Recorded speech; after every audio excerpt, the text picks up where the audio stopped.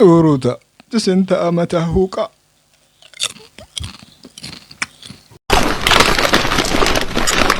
بارك الله بارك الله بارك الله بارك الله نبلاته ولا مشريت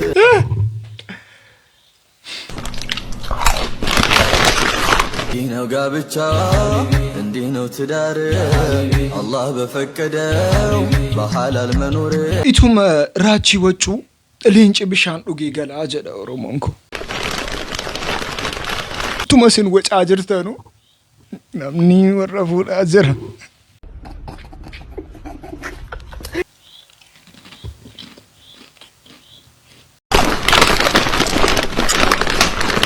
بوليسخي جالال تنتا كسين فول بريدو ايجي لالو فيتي سلك تنتا تغني فوتو خجدين يو اسين سلك سرفوتي خامنا نورمال فوتو خات جابي فات انتلتي تنتا سن بريدو اما يو اسين سلك تنتا سرفوتي سناب شاتين فوتو خاتي سن إيروما كيتي تبيخ آتو غلغلو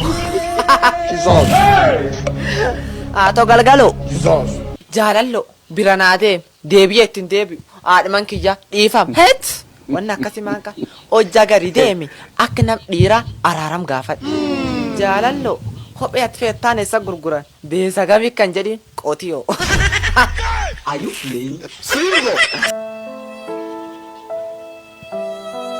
ورودة الدنيا كان راتمي مينما ميقتو مامي اكوما يادكيس ديرافي دورب كاناچ كان مجرا اچ ول مكان جرا هايبريد كان جرا مجرا ديراف دوربي ول مكامينو ماما فورا كيس ديرا فكاتني كيسو ان مدربتون اندنداما انا ديباجرا نجولين كينيا ديباجرا يسايو مو مچاتو مو انتنيتا اجر جدن يا وسغا فدو اييه نو غاف غري والفوني والمانا غمرغن فيت امبي حق يا خيات المان كدنن توكن فدا كدن اييه كدن كدن مزيما ما نجسو فيتا قربا متا خيانني كدن مزيما به حنين دندو ما قالنو تادور خيات تاتا سنجه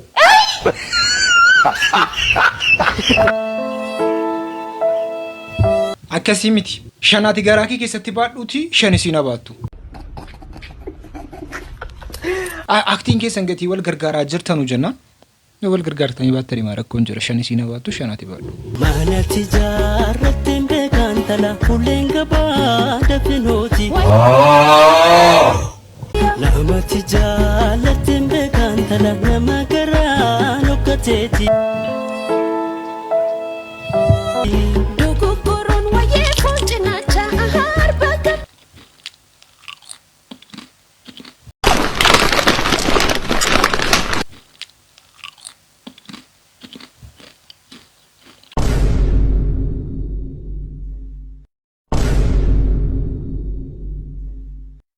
ቪዲዮ ካና የሩላልተን ኬሰቲ ነሞን ዮስን በረጅራተን ሰገሌ ቀውሳ ከንደገን ዩካን ሞ ኤርፎኒ ኬቦቹ ከንደገን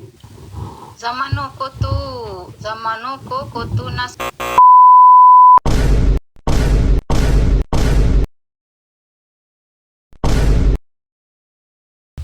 what astaghfirullah alazim astaghfirullah what astaghfirullah what I don't know what wait you say wait zamano kotu nas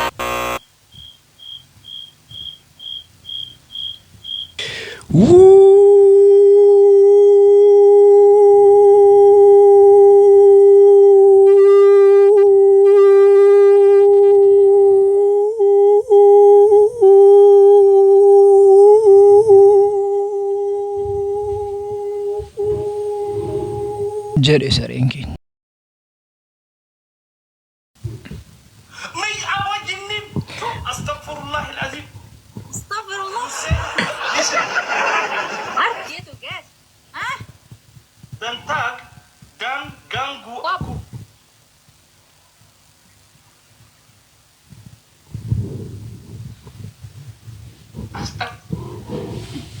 Astagfirullahaladzim artinya tidak bagus itu guys dan aku oh artinya jangan ganggu aku no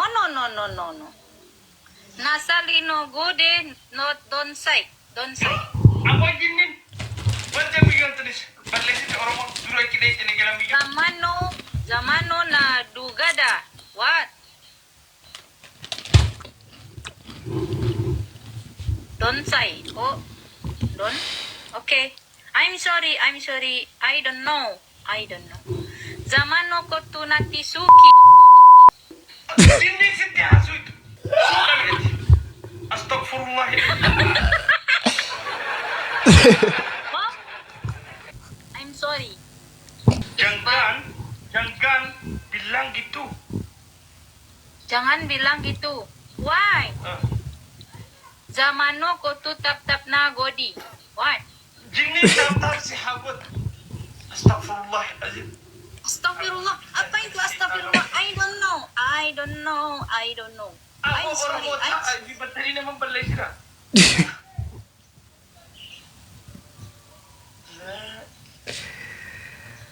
Suka mi. Zamano mugse ni feta. What? Zamano mugse ni feta. I don't know. Don't listen what people say. Jangan bangsa siamunya. Jangan dengarkan apa kata mereka. Oh, Yasmin. Okay, Yasmin. Thank you, my friend. Yasmin, mashallah, Yasmin.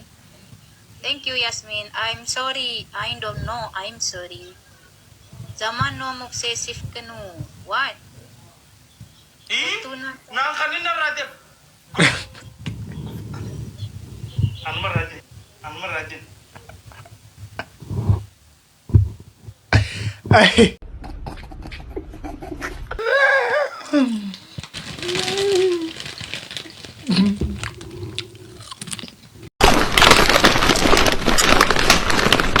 Ijoolleen keenya akkuma isin beektan ofii keenya bannee namas balleessaa jirra. Nama qulqulluu kana balleessaa jirra. Nama waan beekne kana balleessaa jirra. Ijoollee sabiis akkanaatti balleessina.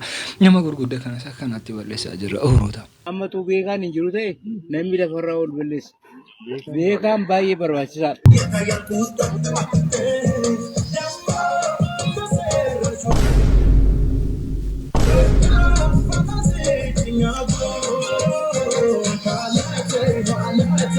Namni keenya kun TikTok akka gaalaarii isaatti fayyadamuu jalqabe. TikTok yeroo fayyadamtan keessatti nama baay'eetu arga. Gaalaarii nama sin barbaaddanuuf ofii keessaniif qofaaf laaltu. TikTok garuu nama sin eeyyamtan qofaa miti kan laalaa jiru. Uummata baay'eetu laalaa jira.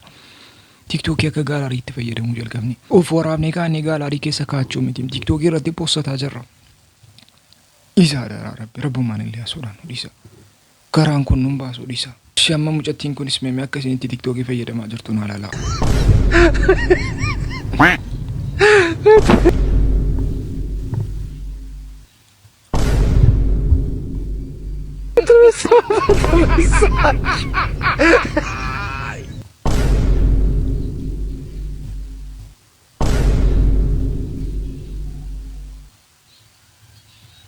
Bakka haala akkasii keessa jirra. Bakka TikTok illee bakka garatti hin deemnuudhaan akkasitti fayyadamaa jirra jechuudha yeroo kana keessatti. Inni yeroo isin immoo waan akka kanaa postattanu nama baay'eetu arguu danda'a. Nama baay'eetu sin jalaa gatii arguu danda'u jenna.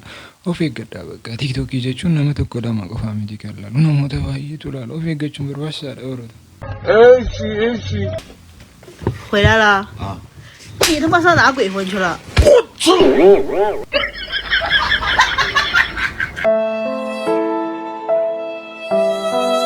Warra keessanitti maaf harka kaastu qoyya. Al tokkos miila kaasuudha jedhe gurbaan tokko anaa miti. Sururii haadharaa dhiirri waan dhiiratu hojjetaati immoo kan hojjetu. Maal jechuudhaafanii warra keessanii wajjinis taphachuu baraarshi. Warra wajjinis taphachuu yeroo bartan isin malee eenyuun qabdu warra keessan tapha barsiisaa tapha wajjin taphadhu maal jedhan fataasisu. Kaleessa waan barannee namni na yaadachiisu jira. Atomti mataan kee immoo eenyudha? Eenyudhati? Isa kam qabannee isa kam dhiibnu manuu waan qabannee waan dhiibnu wallaalle.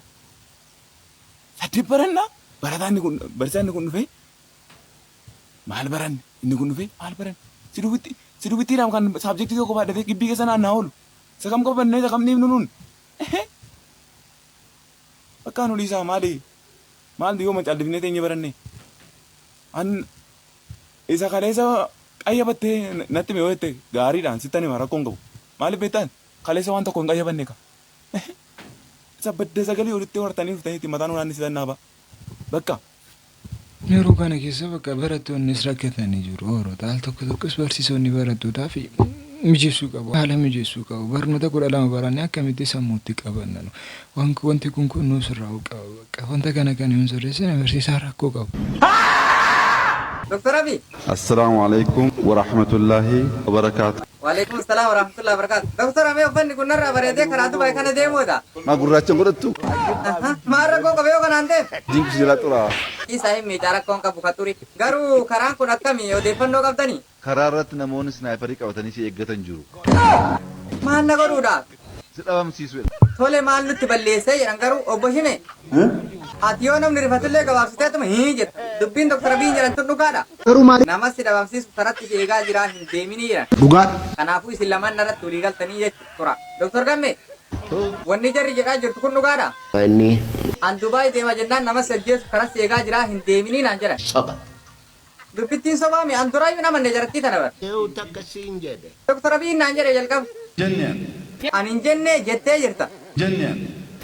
Jette simatu jedhe.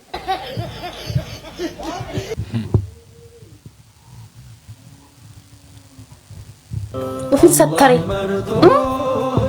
Uffata uffadhee bareedee maaliin fakkaadhe waan biraame habibti. Yaani bakka amman dubara fakkaadhe amman dubartii fakkaadhe.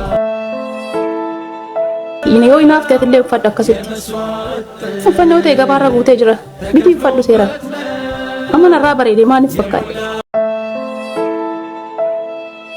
Kasi dubbiin yoo sii galte jechuudha.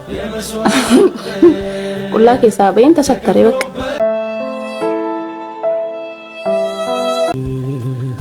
Mana inni balaachuu. Qullaa keessaa baheen uffata uffadhee jedhaa jirti. Mucaa kana ijoollee baay'eetu cinqaa jiru. Ijoolleen baay'ee islaamannaa siitiin baay'ee arrabsaa jiru. Amantiin kan dhuunfate amantii namatti galtanii arrabsina. Namni waan barbaadetti amanuu danda'a. Hinduizimii ta'uu danda'a, Budiizimii ta'uu danda'a, Kiristaanaa ta'uu danda'a, Peentii ta'uu danda'a, Islaama ta'uu danda'a. Fiqrisizimii saammallee ta'uu danda'a. Waan barbaade ofii isaatiif illee nabiyyiidha jedhee waan barbaade hordofuu danda'a. Amantiin kan dhuunfaati. Yoo dandeessan amantaa qulqulluu sana itti himaa bakka. Amantaan koo qulqulluudha. Amantaan koo akkasii jedhaati. Amantaa keessan ibsuuf yaalaa. Dhugaa rabbicha amantaan immoo yeroo kamiinuu kan ibsamu namni isa ilaalee amantaa keessan bara. Yooti nama gaarii taate gwaaddanyaa kee akka kana nama gaarii ta'uunsaa maalirraan dhufe jedhee amantii kee hordofuu jalqaba. Yeroo sana keessatti gara amantii keetiitti waamuu dandeessan malee calluma jettee amantiin koo akkasii jennaan namoonni gara amantii keenyaatti ni dhufu jennee hiyyaanu. Gara biraatiin immoo mucaa tokko akka jarretti ajjeesanii oolota. Kanaan dura sinitti himeen ture mucaa kana gurbaan tokko ajjeesee ture. Amma immoo gurbaa sanatti murtiin du'aa irratti murteeffamee jira. ፍርድ ተፈርዶበታል። ከጀርባ የምትመለከቱትን የ10 ዓመቱን ናትናኤል ማይክልን በመግደል ወንጀል ተጠርጥሮና በቁጥጥር ስር ውሎ የነበረው ወርቅነህ አሰፋ የተባለው ግለሰብም በአሁኑ ወቅት የሞት ፍርድ እንደተፈረደበት የጋሞ ዞን መንግስት ኮሙኒኬሽን አሳውቋል። የገዛ ተማሪውን ህዳር 3 ቀን ከቀኑ 10 ሰዓት እስከ ቀኑ 12 ሰዓት ባለው ጊዜ ውስጥ በማገትና በአሰቃቂ ሁኔታ በመግደል እንዲሁም ደግሞ ገሎ ሽንት ቤት ውስጥ በመጨመር ማለት ነው ይህ ግለሰብ አምልጦ እንደነበር የሚታወቅ ነው። ነገር ግን በአካባቢው ማህበረሰብ ጥረት እንዲሁም ደግሞ በፖሊስ ከፍተኛ የሆነ ጥረት ይህ ሰውዬም ህዳር 5 ቀን በቁጥጥር ስር ውሎ ዛሬ ህዳር 18 የፍርድ ውሳኔ ተሰጥቶበታል። ተከሳሽም ምንም አይነት የመከላከያ ሐሳቦችን ማቅረብ ስላልቻለ ፍርድ ቤቱ የሞት ፍርድ አስተላልፎበታል። በዚህ ፍጥነት እንደዚህ አይነት ፍትህ በመሰጠቱ የአካባቢው ማህበረሰቦች ከፍተኛ የሆነ ምስጋናን እያቀረቡ ይገኛሉ። እናንተ በዚህ ፍርድ ላይ ምን እንደተሰማችሁ ሐሳባችሁን ኮሜንት ላይ አጋሩኝ። በአዳዲስ መረጃዎች መልሳለሁ። የመረጃው ባለቤት የጋሞ ዞን መንግስት ኮሙኒኬሽን ነው። በአዳዲስ መረጃዎች መልሳለሁ። መልካም ቀን። ሙጫን ኩን ካናን ድሮ ጉርባ tokko ajjeesee ture namoonni hiriira ba'anii akka kanaatti haa ajjeefamu nuuf fannifamu jedhanii akka kanaatti hiriira ba'aa turan. በርካቶች ይህንን ቪዲዮ አይተው እንግዲህ ምንነቱ ስላልገባቸው ኮሜንት ላይ ሲጠይቁ ስላየው ነው ይህንን ቪዲዮ የሰራሁት። ይህም ከጀርባ ይሰቀል እያሉ ድምጻቸውን እያሰሙ የሚገኙት ሰሞኑን በአርባ ምንጭ ከተማ በአሰቃቂ ሁኔታ የተገደለው ህፃን ናትናኤል ፖሊስ ባደረገው ብርቱ ክትትል ገዳዩ በቁጥጥር ስር መዋሉ ይታወቃል። እናም ከጀርባ የምትመለከቷቸው ሰዎች በአርባ ምንጭ ከተማ አስተዳደር ጽሕፈት ቤት ፊት ለፊት ላይ ህፃን ናትናኤልን በአሰቃቂ ሁኔታ የገደለው ወንጀለኛ ይሰቀል ተመጣጣኝ ፍትህ እንፈልጋለን በማለት እንግዲህ ድምጻቸውን እያሰሙ ነው። akkuma sin beektan qabiyya Itoophiyaa keessatti yeroo baay'ee murtiin du'aa hin jiru. Murtiin du'aa yoo namni dubartii gudeedee ajjeesee iyyuu maal ta'ellee waggaa 20 waggaa 15 waan akkasiitu hiika irratti murteeffama. Amma garuu murtiin du'aa murteeffamuusaa baay'ee barbaadna. Dhugaadha bakka namoonni kaan immoo irraa baratu namoo ajjeesuun akkanatti ajjeefamta jennaan namoonni sodaataa dhufu waan sana irraa barataa dhufu. Murtii jechuun ikkoo nama tokko barsiisuudhaaf fakkeenyaaf toon hankee nama tokko ajjeesee murtiin du'aa yoon irratti murteeffame namni immoo waan duddubbaa jiru nama ajjeesuudhaaf akkana kaayyuu qabu baay'ee miidhuudhaaf namni kaayyuu qabuun sodaata maaliif jennaan anis nan ajjeefama jedhee gati sodaatu jennaan murtii jechuun nama barsiisuudhaaf bakka anarratti yoo murtiin du'aa murteeffame namni narraa barata akka namni narraa baratee dhiisuudhaaf malee nama sana qofa adabuudhaaf gara biraatiin immoo faannoon ammas deebi'anii jabaatanii jiru oorota sheek harka muranii ammas ማረብ በጣም ያለቀስኩት በጣም የሚያመው በዚህ ደረጃ ተጨካክነናል በእውነት ይሄ ድርጊት ለደጋፊዎቻቸው ለራሱ አንድ ልትሏቸው ይገባል በጣም ያማል እንደዚህ ኦ ማይ ጋድ ወይኔ ያለቀስኩት እንባ መጨረሻ አልቻልኩም ቪዲዮውን መጨረስ አልቻልኩም በጣም ያማል ምን አይነት ጨክ እንደ ፖለቲካ እኮ እንደዚህ አይደለም እኮ ፖለቲካ እንደዚህ አይሰራም ኤኒዌይ ፖለቲካ እንደዚህ አይሰራም እኔ አጋጣሚ ነው ስክሮል እያደረኩ የወሎ መብረቅ ቤት ገብቼ ቴሌግራም ሲሉ ምንድነው በየገባው በዚህ ደረጃ እንዴት ነው የምታሸንፈው እንዴ ለማሸነፍ ለራሱ እኮ ጥሩ ስለመግባር እኮ ያስፈልጋል እንደዚህ አይነት አሰቃቂ አረመኔነት ቪዲዮ እየለቀቀ የምትመረጥ ይመስልካል ይሄ ጭካኔ መቆም አለበት ፔሪየድ በጣም ያማል በጣም ዋንስ እንደ ቡኬሳሙ ከነ ቆፋስሚቲ በዚህ ወንድማችን ምክንያት ሁላችንም የህመም ሰዓታቶችን አሳልፈናል በፎቶ እንደምትመለከቱት ወንድማችን እጁ ብቻ ሳይሆን ጆሮውም ጭምርት ነው የቆረጡት ሁሉም መረጃ እጄ ላይ ስላለ ልንገራችሁ ይህ ወንድማችን እንዲህ አይነት ድርጊት የተፈጸመበት የዛሬ 5 ወር አካባቢ ነው ቆራጮቹ ፋኖች ጆሮውን እጁን ከቆረጡት በኋላ ቪዲዮ ቀርጸው አስቀምጠው ነበር ከ5 ወር በኋላ ከቆራጮቹ መካከል የተወሰኑት ለመንግስት እጃቸውን ይሰጣሉ እጃቸውን በመስጠታቸው የተናደደው የፋኖ ግሩፕ በስልካቸው ላይ ያለውን ቪዲዮ አውጥተው ይፖስቱበታል ማለት ነው ምክንያታቸው ደግሞ ለምን እጅ ሰጠ ነበር እያልኳቸው ያሉት ይህን ወንድማችንን አግኝቼዋለሁ ቤተሰቦቻቸውንም አግኝቻለሁ ኖርማሊ እጁ ብቻ ሳይሆን እንደምትመለከቱት ጆሮውንም ነው የተቆረጠው ቪዲዮ ማየት ከፈለጋችሁ ደግሞ የልጁ ቪዲዮ አለ ግቡና ተመልከቱ ማለት ነው ከዚህ በዘለለ ህዝብን ለማደናገር ፎቶሾፕ እያሰሩ ይሄንን እያሰራጩት ይገኛሉ ፎቶሾፕ እንደሆነ ለማወቅ ዘመነን መሃል ላይ ያስቀምጠን በተመሳሳይ ፎቶሾፕ አድርገናል ተመልከቱት እንደ መረጃው ከሆነ ልጁንም አቀርበዋለሁ ፋኖች ከዚህ የበለጠ በግፍ የተሞላበት ቪዲዮ በየስልካቸው እንዳለ ግልጽ ነው ማለት ነው ወደፊት ምን ይሆናል አመሰግናለሁ ወንተ ከነ ጀርሞ ኑ ኢሚቲ ከነከስ ጎዳ ጅሩ ሞቱማ ለማደ ጀረኒ ገረሞቱማ ተደቢሱ ዳጀን ፎቶሾፒ ባየ ሆጀተኒ ጅሩ ፎቶሾፒን ሱኒ ማከኒ ፎቶሾፒቴ ነሞኒ ሙባሰኒ አገርሲሳ ጅሩ የሮ ከነ ከሰቲ ፎቶሾፒ ሆጀቹን እኮ አከዱር ኢሚቲ አከዱሪ ነምኒ ወላሌ ጫሉ መዘደ ይረደርባሜቴ ፎቶሾፒ አከቲ ቤከ መሐላ ሰልፈት አንባሩ እንደንደኝ ፎቶሾፒ መሰነፉኒ ገሩመ ክሮሚ ከሰ ገልችኒና ኩን ፐርሰንታ ሰገልተሚ ተር በፎቶሾፒ ደጀደኑ ባሱ እንደንዳ ወንተ ጋይሮ ካነ ከሰቲ ዋና ከሲቴና መሸወሩ እንደንዳሞ ወንተ ካነ ካኑ ጀታ ጀሩ ቴንኪው ከሀጫሉ እንዲሳና ከቴዲ አፍሮ አጼ ትቀልዳለህ እንዴ እንዴት ነው አጼ ከሌላ ሰው ጋር ተወዳደር አጫሉ ነው እኮ ወንድሜ ብሎ ወጥቂ ከጥላውን ገሰሰና ካሊግራፍ ማብራሪያ ማጠቂያ ፈቀድልኝ እሺ መንሱሬ አጼ ጋር ማንንም ላወዳድረው አልችልም ወንድሜ ቴዲ አፍሮ በጣም የማከብረው በጣም የምወደው ሰው ነው ዘፈኖቹ በጣም ይመቹኛል አጼን ግን ከማንም ጋር ላወዳድረው ማብራሪያ በፍጹም ከክቡር ጠቅላይ ሚኒስትር ዶክተር አብይ አህመድ እና ከክቡር የቀድሞ ጠቅላይ ሚኒስትር መለስ ዜናዊ ምረጥ እውነቱን ለመናገር ሁለቱም በሰዓቱ ስራቸውን ሰርተዋል የኔ ጠቅላይ ሚኒስትር ደግሞ ዛሬ አገሬን እየቀየረልኝ ህዝብን ማህበረሰቡን እንደገና ደግሞ ኢንፍራስትራክቸሩን ትምህርት ቤት በሌለበት ትምህርት ቤት እየሰራ ሆስፒታል በሌለበት ሆስፒታል እየሰራ መንገድ በሌለበት መንገድ እየሰራ ያለ ጠቅላይ ሚኒስትር ስላለኝ በፍጹም ክቡር ጠቅላይ ሚኒስትር መለስ ዜናዊ ጋር ላወዳደራቸው አልችልም ነገር ግን እሳቸው በሰዓቱ ሚኒስትር አብይ አህመድን መጣ ወይ ምንም ጥያቄ የለውም ማብራሪያ የሌለው ነው እንደ ያንተ ጥያቄ ማብራሪያ የሌለው ከሆነ ማብራሪያ ባይኖር እድሉን አልነፍገም ብዬ ነው እንጂ ማብራሪያ የለውም። ማብራሪያ ባይኖር ማብራሪያ ከሌለው ማይ ላቭሊ ፕራይም ሚኒስተር ብራዘር ከሰለ ጀራ ቴዲ አፍሮ ፊ አጼ ከሳኙ ነጫሉ ጀናን ዋንካና በቃ ንዩ አከንቲ ፊለት የባየነ ማዲ ባሲፈችል እንጂ ሀጫሉ ዘዴት ማዲ ቢሲፊ ጅራ ወንት ኩን በቃ ወና ከሲኩኑ በርባቸ ሰናም ነው ፍንጃለን ነመጃለቹን ቀቡ ኦፍራ ካዱ ጃለለ ኦፍ ጃለተኒ ካተኒ ነመጃለቱ ማለት ነመራቃ ነው ፍንጃለተ ማሮ ከነከሰቱ መሰን ጀራ ፊለተኒ ፊለ ቦዴ ዴቢያኒ ሱኑ ማይ ዋንቴ ጀቹ በርባዱ ኦፍ ዲሲ ነው አከስኑቴ ነው ፊዩን ጃለቱ ጀረኒ ስንተፈቹ በርባዱ እኔ ሰርግ ማድረግ አልፈልግም። ምናልባት ወደፊት የምትመጣው ሚስቴ አይ እኔ ሰርግ ፈልጋለሁ ካለች ደግሞ ከጥሪ ወረቀት ማሳተም ጀምሮ እሺ የሰርጉን የሚበላውን የሚጠጣውን ያደራሹን ችግር የለም ቤተሰቦቼ ወይ እኔ ከቨር ማድረግ እችላለሁ። አንተ ሱፍን ብቻ ግን ብራንድ የሆነ ኳሊቲ የሆነ ሱፍ የሰርግ ሱፍ ግዛና ና ካለችኝ ሬዲ ነኝ። እኔ ግን ለሰርግ ብር አላወጣም በእውነት በፍጹም። ሰርግን በጣም ከሚቃወሙ ሰዎች መሃል አንዱ ነኝ። ለምን አሁን ኢትዮጵያ ውስጥ አይተሽ ከሆነ በቃ አነጋጋሪ የሚባሉ ሰርጎች በትንሹ የ100 ሰው ህይወት መቀየር የሚችሉ ናቸው። ትንሹ ሰርግ በቅርብ ጊዜ እንኳን የተደረገው 8 ሚሊዮን ብር ነው የወጣበት። እኔ 8 ሚሊዮን ብር ማለት እንደ ቢዝነስ ሰው 500 ሺህ ብር ለስታርታፕ ብሰጥ አስብሽን ሰው መቀየር ይችላል። በትንሹ 15-20 ሰው መቀየር ሂሳብ ካልኩሌት አልችልም እንዳልተማርኩም ብዬሻለሁ። ብዙ ሰው ብቻ ግን 500 ሺህ ብር ሰጥቼ ስታርታፕ ቢዝነስ እንዲሰሩ ማድረግ ይችላል።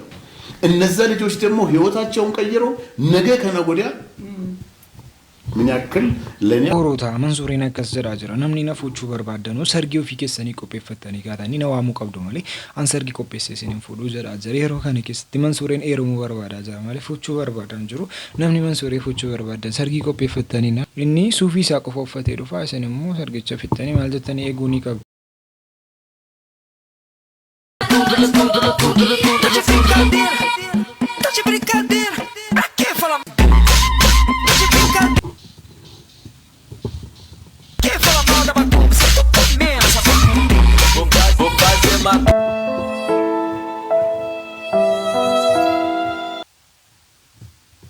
المسلم قلبي خافق دوما بحب الله فأعمالي وأقوالي وعطرها بذكر الله فبسم الله أبدأها وأختمها بحمد الله وهمي في الحياة هداية الدنيا لشرع الله وعيشي من آثم الله بريتشي بردو ماتي بركانه كيس واسو እንደንዴ በረዱቢን ሐሳሙ በረዱቢዳን ወንቴ ጅጅራሙ ሚቲ በረዱቢዳን ዋንቴ ጅጅርተ ነው ሚቲ በረካነ ኪስ ተጨሉ መጀተኒ ዳሩ ራስ ጨሉ መጀተኒ ዳሩ ይወላልን አረፋምቶ ደቢተኒ ጋቲ ሰናቴ ጅሩ ጀና ይጁልን ከኛ ገረሲ እንደ ማዘርቶ ሄምቤክ ነው ሰገንታ አራፍ ከበኒ ከነ መፈጋታ ሰገንታ ራት ትምህርት ደብሉት ወሩታ ባየስ እንጀላ